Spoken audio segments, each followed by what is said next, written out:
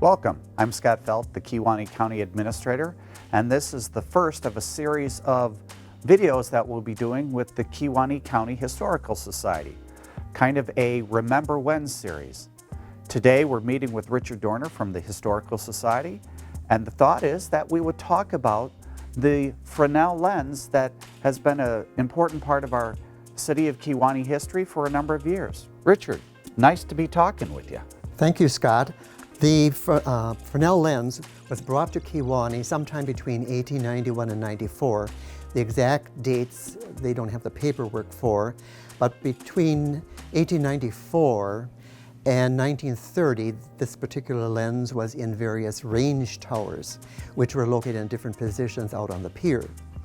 And in 1930, or 2930, a car ferry crashed into the end of the pier, and then it was decided to build a lantern room on top of the lighthouse and elevate the lens, which ended up being about 75 feet above the lake level.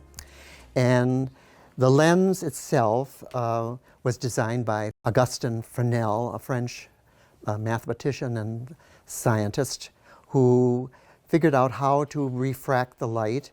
The prisms at the bottom force the light into the center. The prisms at the top force the light down. So the light is concentrated, and at that point, light would project out into the lake at least 11 miles. So you're telling me that this lens was not even made in the United States, it was made somewhere else and brought here? Yes, it was made in Paris, France. It's a Parisian or French design and construction. So when did the Historical Society receive this? This came here in June of 2019. The City of Kewaunee is the caretaker. It's still owned by the Coast Guard. It's a government property, so if the city didn't want it, or if the Historical Society couldn't have it any longer, it would revert back to the Coast Guard. Interesting. So are there a lot of these types of lenses, these Fresnel lenses? Are they still used a great deal in lighthouses? Well, the trend is to remove them all because they do deteriorate out in the open, and they're replacing them with modern lights.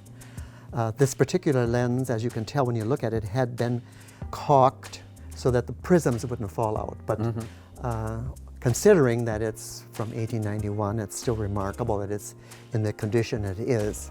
I was going to comment on that. It's well over 100 plus years old, and it still looks like it could do the job today. Oh, it did. It was functional up until June of 2019. That is fantastic. I appreciate it. This is really fascinating, Richard. Thank you. And for those of you that want to see this lens up close and personal, as well as a variety of other things regarding Kewaunee County history, come on down to the Kewaunee County Historical Society that's located at 217 Ellis Street in the city of Kewaunee.